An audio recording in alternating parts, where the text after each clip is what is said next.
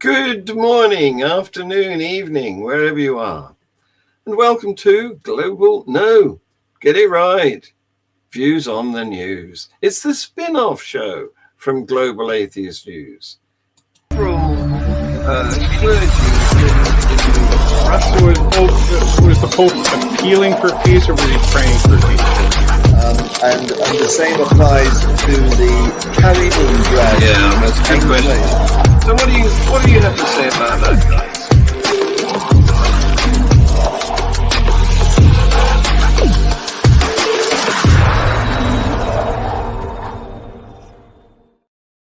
Various of our panel members have got reasons not to be here tonight. But the cream has floated to the top, and David is back. How the devil are you, David? I am very well.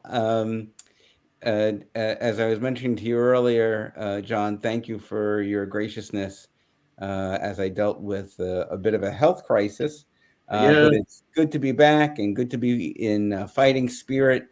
And nothing gets my juices flowing more than hearing how we're being attacked by the religious left, the religious right, the religious center in the U.S. and around the world. So it's a pleasure to be here. And let's hope for better days. It's shocking that everybody else is out now. I'm thinking, is it me? Should I be bathing more or something like that? No, it's not you. No, there's a variety of genuine reasons. There's a bereavement. Mm-hmm. There's an illness. There's a clash with a child soccer match. There's all sorts of genuine reasons for the rest of our panel not being here tonight. Mm-hmm. Never mind. We want your wisdom. Oh, my goodness. So we're going to start by going to Bangladesh. Okay. Where you may know that they've had a political upset because the woman who was the leader of the country has been forced to disappear. She's now hiding in India. And there is an interim government. And it's led by Nobel laureate Muhammad Yunus.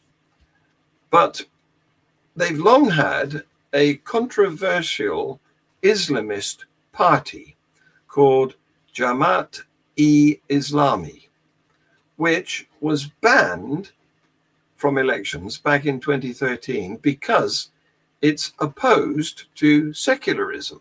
Mm. However, the new leadership has lifted the ban. Good news. It must still register with the Election Commission to participate in future elections, but they can do it now. What do you think of that? I think it's a very brave statement. As we were talking before the show started, that the world doesn't stay the same. The only thing that's constant in this world is change. And could you imagine how brave it must be? I mean, I think in the West, sometimes we really take it for granted that, in many places, we take our atheism, our humanism for granted, that we can gather, that we can speak, we can read, we can write books, give speeches. And in other places in the world, it is literally an offense where you can be murdered, you can be put to death for blasphemy, which we know is a victimless crime. Yes. So the idea that the government is opening itself up like that, and they'll claim it's westernization or something like that, but it's not westernization. It's the idea that in a free space, a free nation, you have an intrinsic human right. Yeah. Also, according to the United Nations, to believe or not to believe, and to be secular. You can be religious and still be secular, even. Yes. So I think, bravo. Well, it's a bit like letting a party that is avowed anti-democracy, right, to be elected in to Right. want to To run spend. roughshod. Yeah, yeah, Exactly. yeah. It's Yeah. ridiculous. Yeah. I mean, you Yeah. either sign up or you don't. Right. That'll be Right. my view. I think we should be doing tonight's broadcast from a bar with a couple of pints of lager or something, you know.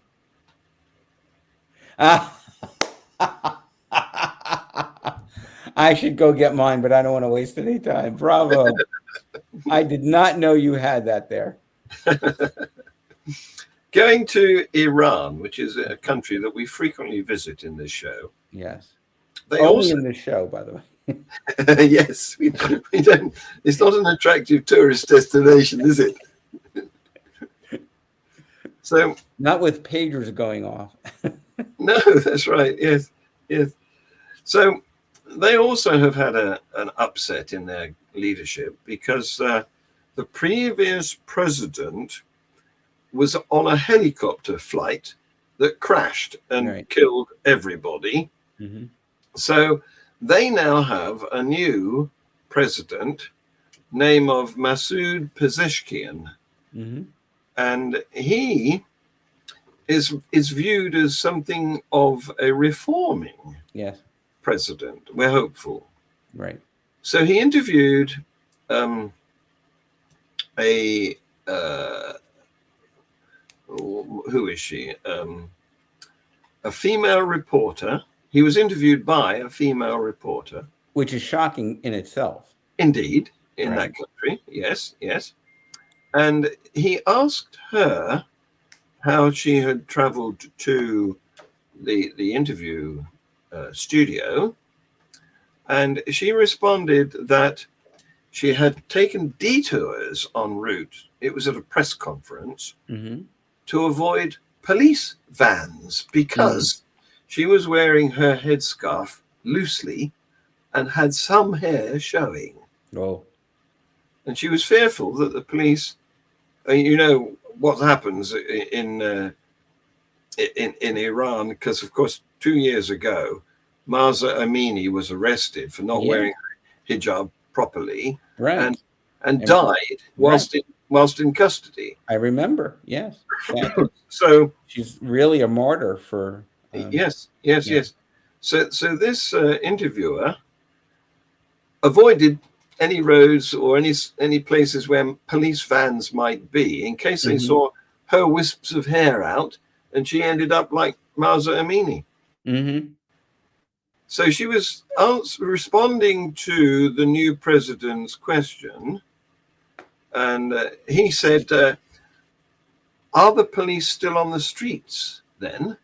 And she confirmed that that was the case. And he said, "The morality police," which is a strange concept in our eyes anyway, "the morality police are not supposed to confront women. I will follow up on this so that they don't bother you." Wow. Yeah. Progress. You know, incremental change is great. And, you know, if he sticks to his word and if there's pushback, you know, you never know the unintended consequences of just a slight bit of civil society sneaking in and changing the DNA of a culture. Well, you that's know, right. Yeah. It doesn't have to go back to 1977 in the West and the Shah of Iran or anything like that. Yeah. You know, I don't think it will. It's certainly not in my lifetime. But the idea that you know, people can have some level of freedom, and that you have leaders saying that you can actually be free to walk the streets and not fear being taken. Yes. Is heartening. It is. Yeah. And you know, geopolitically, you know, Iran is still a pariah state, but you know, if the internal can change, the external could change, and it just gives me hope for the future. Absolutely. Yeah. It's progress in the right direction. Yes. So going to Iraq, not a million miles away from we're just moving over. Yeah. Adjacent to Iraq. Yeah. Bit of water in the way, but nevertheless. Right. Yeah. We've got a stunning event on their TV. And by the way, the clip of the conversation we've just talked about with the president of Iran saying he's going to hobble the police, that's gone viral. Wonderful. Yeah. So this one is a conflict, a video conflict between an Iraqi women's rights activist and an imam who is responsible for legalizing child marriage. Oh, jeez. I'm going to show you this. You won't be able to understand the language unless your Persian is better than mine. but you can get. I'm sure I'll get the gist of it. Yeah. Just watch the body language and the facial expressions here. ولا أكل وضع نفس هذا. ما يخالف سيدتي. اختلاف. سيدتي. لا تربوا أولادكم كما تربيتم لأنهم خلقوا في زمان غير زمانكم. يا سيدتي. لا تحكي لي. يا سيدتي أنا لا أستطيع الآن أخطئ رسول الله صلى الله عليه وآله وصحبه وسلم. لا مو أنت ما يخالف ما يخالف. يا سيدتي. مو لازم إنه الرسول تزوج عاش بعمر 9 سنوات. يا سيدتي. بهذا الوصف. لا مو هيك. قولوني ما لا أقول. مو هيك سمعت الشيخ. يا سيدتي.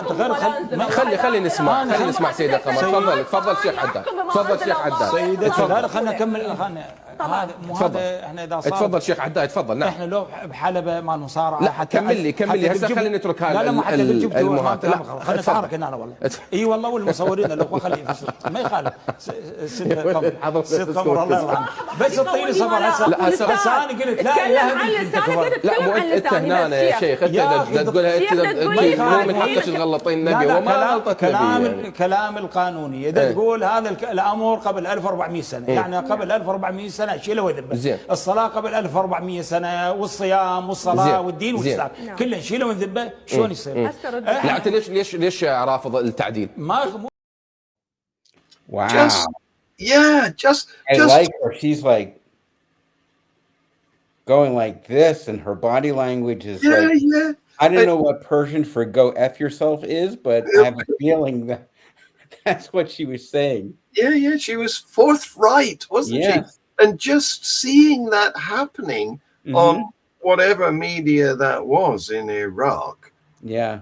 A woman standing up to a man. Multiple men, because there were a lot of men screaming in the background. I don't know if they were on her side or not on her side. I don't know. But here's the thing with these imams with, and I don't want to paint a broad brush, but certainly with people like this who are in political power and use their religious ideas to make everyone conform to them, is that when you defend the indefensible, such as child marriage, not allowing a woman to have her reproductive freedom,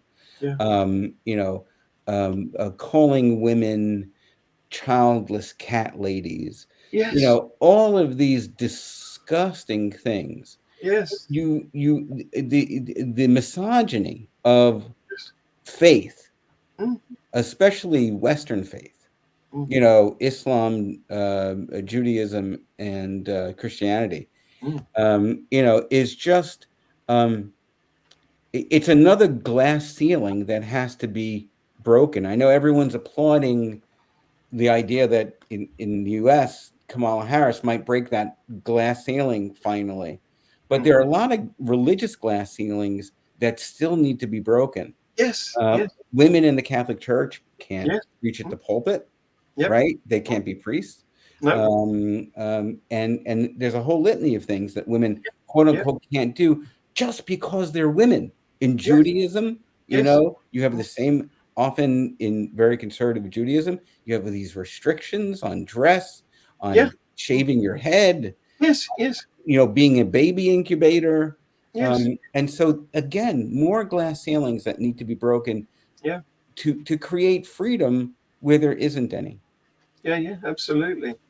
Well, I got one sentence translated from what she said. It's this: you are following Muhammad, who married 9-year-old Aisha 1400 years ago. Mm-hmm. That is not normal in today's world. How It can wasn't normal back then. who knows? I wasn't there, as they famously say. Well, Yeah. I was, and I was disgusted by it. No. Okay. She ends up saying, how can a normal man marry a child? Mm-hmm. You can't argue with that, can you? No, of course. How do you defend the indefensible? Yeah. You know, there's no wisdom to that. If people want to be religious, if people want to have a faith, that's perfectly fine. I have no issue or argument with people having religious beliefs and ideals, because oftentimes people who do work for justice and things like that. But something like this, based on religion, same thing like clitoridectomies, the idea of removing the foreskin of a boy for religious purposes. This is all violence. Yeah. Well, it's funny you should say that, because the next item is about the UK High Court, which has recently rejected an application by parents to have their 16-month-old son, who is in care, ritually circumcised. Huh. His father is of Lebanese Muslim heritage, and he argued at the court that ritual circumcision was an important part of the boy's identity, and the mother supported that. But the local authority, who are caring for the boy, the 16-month-old child. Why is the child in why is the child not home, do they say? No, I don't have any information on that, but children are put in care because the home circumstances are not suitable. Right, clearly. Yeah. Right. Yeah. So the local authority and the Family Court Advisory and Support Service that have appointed a guardian for this toddler were not in favor of ritual circumcision. And they argued that there is no clear or cogent arguments that this irreversible procedure would be in the infant's best interests. They suggested that the decision should be deferred until he is older and can make the decision himself. Sounds reasonable to me. And the judge, interestingly, was a person called Nagina Khalik, KC, King's Counsel. And that person, she said that the Children Act 1989 requires the welfare of the child to be of paramount consideration in reaching a decision on ritual circumcision. And the procedure is likely to be painful and carries with it a small but definable risk of long-term emotional or psychological impact. And apparently 3 children have bled to death in recent years in the UK following circumcision. Well, if I can make a point here, I'm 62 and I'm still not over my circumcision. So, right. Yes. Bad joke. I'm sorry. Well, we'll never know, will we, what we've missed out on, those of us who have been circumcised. Right. And that includes me. I mean, it wasn't ritual circumcision in my case. Right. It wasn't done for religious reasons. It was just a medical practice at the time. Right, exactly, depending on when you're born. Well, I'm not an attorney, but if the child becomes the ward of a state and the state has what's called in loco parente, that is, it is the parent of the child. If the child's parents cannot take care of it, then until the child can be returned to its biological parents, the state has every right to manage the child. Well, it wasn't in my case. I mean, I had a very. I'm talking about the court case that you're talking about, not. Yes. But my grievance is that I had a perfectly good home situation. Nonetheless, they chopped the end of my penis off. I'm not laughing at you. I'm you know, we're brothers in this. Yeah. You know, yeah. I mean, again, you know, there was this idea that somehow, you know, it's medically favorable for the child when in fact there is no data about that. No, You indeed. know, Yeah. it's mythology. It's Yes. when, you know, this religious ritual becomes secularized in your case, Yes. Yes. you know, and then just becomes, oh, that's what we do. Yes, a normal thing. Right. It just becomes like, you know, like looking at your watch or boiling some water for tea. It's Yes. just Yes. something that you do. Yes. Yes. Except, of course, it's a form of violence. Yes. Yes. Indeed. Yeah. The NHS website lists permanent reduction in sensation in the head of the penis, particularly during sex, as a complication of the procedure. So, what have we been missing? Huh? Yeah. We'll never know. I need a beer to cry in now. Yeah. Okay. Well, I'll let you go soon, and then you can get one. All right. It's so good to be back. Thank you. Absolutely. It's wonderful to have you. Yeah. Staying with the UK or with England and Wales, actually, not Scotland or Northern Ireland, we have now instigated buffer zones of 150 meter radius around abortion clinics to stop protesters and those who would wish to deny women access to abortion. Good. And we've got a new government, as you know, and the safeguarding minister, Jess Phillips, said the right to access abortion services is a fundamental right for women in this country. Excellent. And no one should feel unsafe when they seek to access this. Exactly. We will not sit back and tolerate harassment, abuse, and intimidation as people exercise their legal right to health care. Exactly. Yeah, Bravo. it's good, isn't it? Yeah. That's excellent. You know, it was the Trump Supreme Court that took away a 50-year right to women here in the United States. Yeah. Based on religious pressure. You know, this is all about kowtowing to religious voters. Yeah. And it's very scary because now it's on the ballot de facto. Yeah. Ever since it was taken away. Yes. And, you know, Trump lost 2020. He lost 2022, all his acolytes. Yeah. Hopefully in 2024. And, you know, Kamala Harris has successfully and very well linked Trump and his minions to this fact. And I think so far what it's shown, and I hate to make this an American thing, that when abortion is on the ballot, because Americans didn't want this right to be extinguished. No. This was the will of the people. Was women have a right, yes. as Waltz has said, is mind your own business. Yes. You know, get out of my pants, get out of my bedroom, get out of my uterus.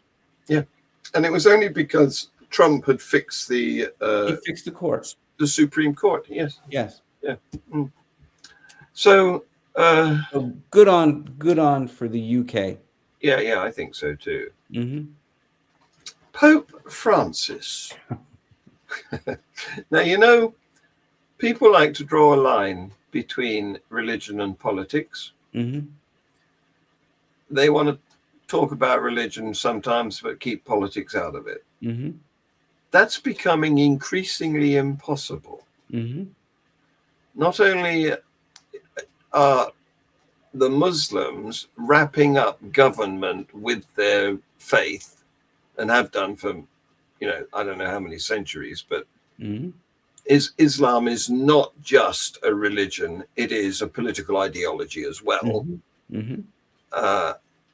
And to some extent, I don't know, you'd know better about this. So is Judaism. In the Netanyahu brand, at least. Oh, yeah. I mean, there's a political force to all religious belief. I mean, you can go back 1,000 years. Yes. You know, it's armies. Yes. You know, it's yeah, yes. and yes, it's leaders who have holy order, right? Yes, yes. It's the Crusades. Right. Right. Yeah. Exactly. Yeah. So Pope Francis, who has been sort of trying to walk the tightrope of keeping out of expressing party political views, has fallen off. Fell off the wagon?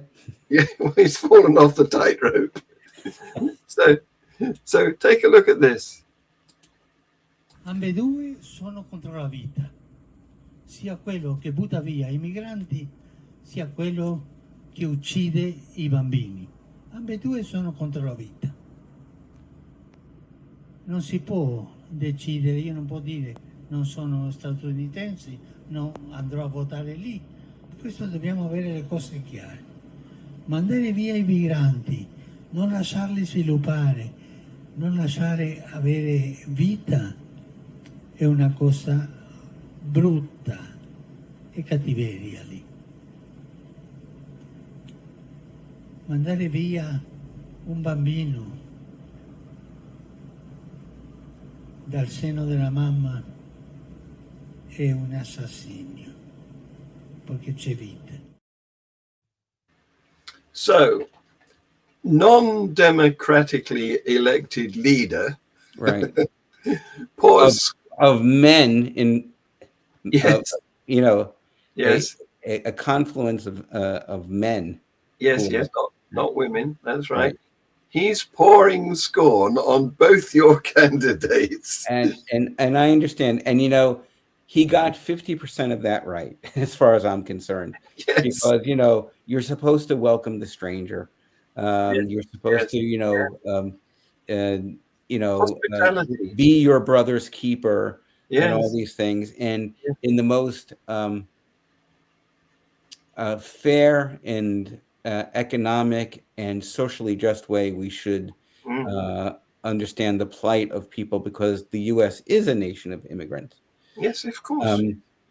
However, just like I wouldn't take advice on my finances from someone who has gone bankrupt 7 times, I would not take advice on reproductive freedom from a virgin. Absolutely, yes. So he can have any opinion that he wants, and you know, and like all of us, the Taylor Swift endorsement is all I care about. You know, the Rome can keep this Pope. I'll go with Taylor Swift.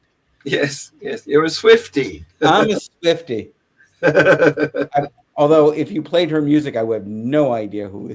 No, I wouldn't recognize it either. It's so terrible. My daughter, of course, would, but I sort of stopped somewhere right after the Beatles and Creedence Clearwater Revival. Yes, me too. Yes. Yeah. In fact, my daughters know more about that era than they do about the modern one. Ah, bravo. Yeah. Grew them up right. So, staying with America, you won't be surprised to hear that Americans who hold Christian nationalist views are also likely to express support for forms of authoritarianism. There's a new report out which points to a link between those who advocate for a Christian nation and people who agree with statements such as the need to smash the perversions eating away at our moral fiber and traditional beliefs. You know, it's so scary because you think we would learn something from our history. You know, in the U.S. especially, you had Joe McCarthy. You've had this specter of violence, religious violence, alt-right violence pop up in Skokie, Illinois, in all these other places. Yeah. And it just shows the fortunate thing is that there are an awful lot of good people in this country who see the hatred for what it is, whether it comes from a religious point of view or just a fascist strong arm point of view, and repudiate it, you know. But not everyone does. No. And the scary thing is that, you know, Trump will wind up getting 75 million votes. Yeah. You know, it won't be enough. He's never been a candidate to get over 45%. Yeah. In 2016 and 2020. No.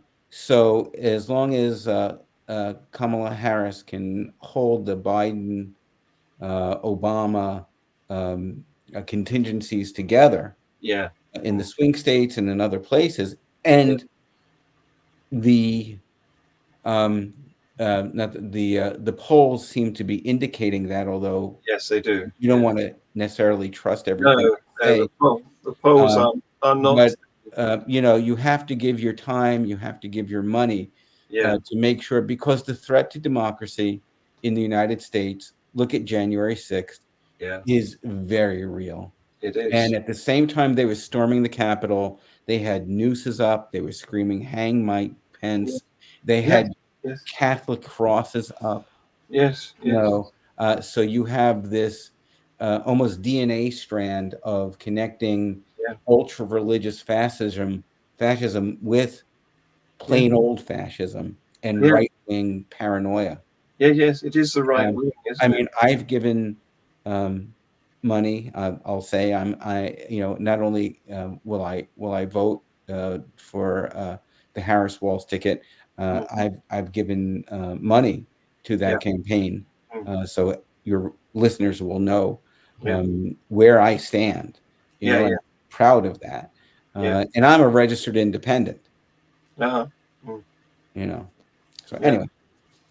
Well, you weren't with us last week, but we reported that the evangelicals, who have been very pro-Trump, are falling apart. Yeah, because some of them don't like the association with Trump, and so they are saying those people are not true evangelicals. You know, it's like water in your whiskey. Right. We're the real evangelicals that have no particular party allegiance whatsoever. We'll see how that movement grows. Yeah, look, there are a lot of Republicans who are anti-Trump. In this country, and who have politically organized and are actually supporting Kamala Harris, which I think is great, because if you make it normal to say, no, this guy's crazy, and you can be a Republican without being crazy. Like I've always found the Republicans' social platform not my own, you know, but at least in the time of certain Republican candidates, you can have a discussion about it. Yes. Not anymore. No. I mean, those who are, because Trump has remade that Republican Party into a party of Trump. Yes. And you know, Trump goes after any Republican, calling them, you know, rhinos, Republican in name only. And he says that they're terrible people, and you know, they're just as bad because, you know, they're speaking out against him. But I believe that there's a sizable number. In fact, right after, this is very interesting to me, even though it's right after the second debate, when Kamala Harris wiped the floor with Trump. He put his own foot in his mouth. Oh my God, he just he was unfit in 2016, and he's more unfit in 2024. Yeah. But they did a straw poll. CNN, I think, did a straw poll of like 12 people in the studio saying, "Okay, you are uncommitted voters. Who do you think you're voting for now?" And 9 of them said Harris.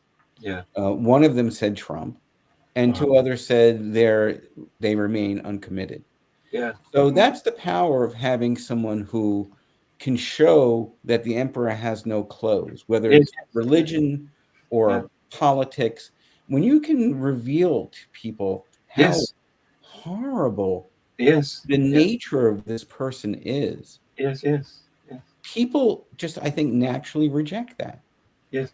Unsurprisingly, he doesn't want a second debate, which is a shame. Why would he? I'd be scared shitless. I'd love to see him do more eating cats stuff. My God. Oh, I was a little concerned the first 10 minutes when Harris was sort of finding her footwork and everything, but she took him to school, as they say, and he got an education in that debate. Especially even the moderators said, hold on there, Tex. Yes. You're spreading lies, and we're going to hold you accountable in the debate. I thought on the 2 occasions, it might have been more occasions that they did that, that was very good too. Because 4 occasions. 4 occasions. So that wasn't just his opponent. That was the moderator saying, we can't let you do this. It's not right. The latest thing is he's been interviewed about the debate, and he said that something outrageous that some statement he made, that some claim that he made, and he said the audience loved it. There wasn't an audience. I know. He just throws shit against the wall. I mean, that's just it. It boggles my mind. I read, and I posted on Facebook on my own wall, that he's not been examined by this person, but this person who is a clinical psychologist said, if this person was in my office, I'd have them, if I can't remember the direct quote, but it was like, I'd have them evaluated because they're just can't distinguish reality. How anyone can vote for someone like that, I don't know. I don't get it. I understand people's motivation for economic interest, because everyone wants to feed their family. Everyone wants to live in, hopefully, peace, if not harmony. You want to be able to put gas in your car and stuff like that. But all Trump is going to do is the same thing he did in 2016, which is give tax breaks to the wealthy. And for the first, I think, a couple of years of his administration, there was nothing of significance that happened.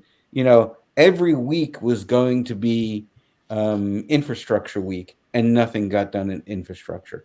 We have a great healthcare plan. Even in the debate, he said, I have, what did he say? I have the idea of a plan, or I have the concept of a plan. Well, you were president for 4 years. You've had 4 years to think about it. 2 years before you were president, you said you were going to have one on day one. And he has none. So for 10 years, this has gone on. Yes. How foolish do you have to be to believe that this guy is in it for anything but himself, and to avoid prison? Well, you might be interested to hear, if you don't already know, that there's a new short film out.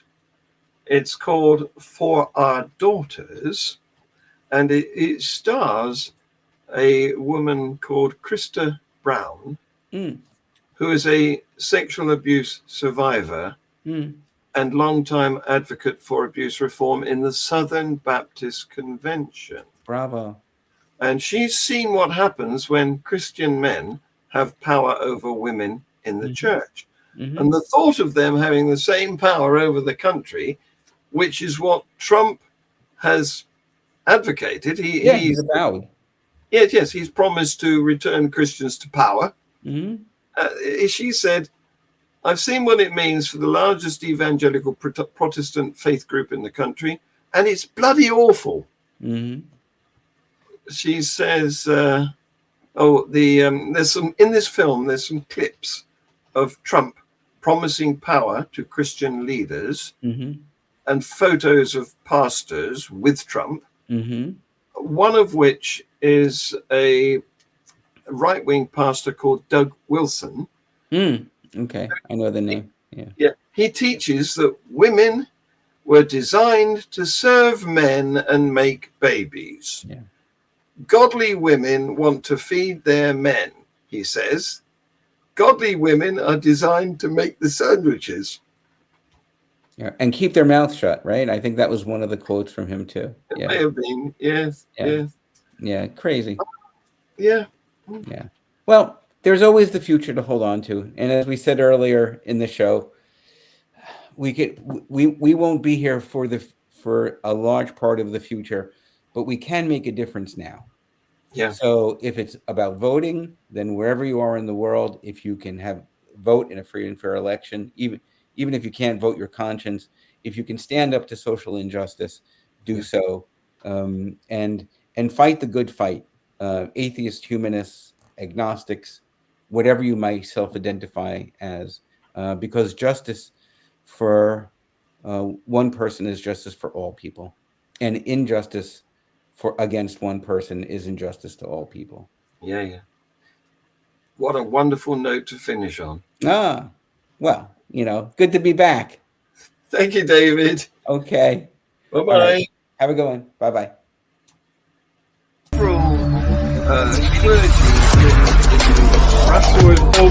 Was the Pope appealing for peace, or was he praying for peace?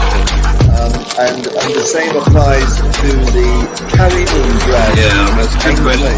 So what do you have to say about that, guys?